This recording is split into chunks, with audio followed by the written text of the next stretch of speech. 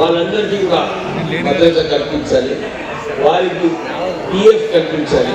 ఇవన్నీ కూడా వారు లేబర్ మంత్రిగా ఉన్నప్పుడు ఇవన్నీ చెప్పాలని నేను ఒకసారి వారు లేబర్ మినిస్టర్ కేంద్రంలో ఉన్నప్పుడు నేను కాన్ఫెడరేషన్ ఆఫ్ ఇండియన్ ఇండస్ట్రీ హైదరాబాద్లో నేను ప్రెసిడెంట్గా ఉన్నాను.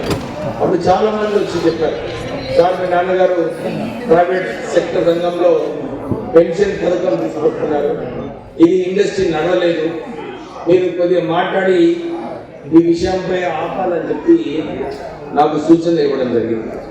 అయితే నేను పోయి మా నాన్నగారు మా మాట వింటాడని చెప్పి పోయి నేను వారికి రిక్వెస్ట్ చేయడం జరిగింది.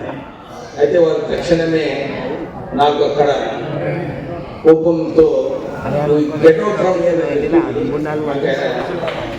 చెప్పడం జరిగింది.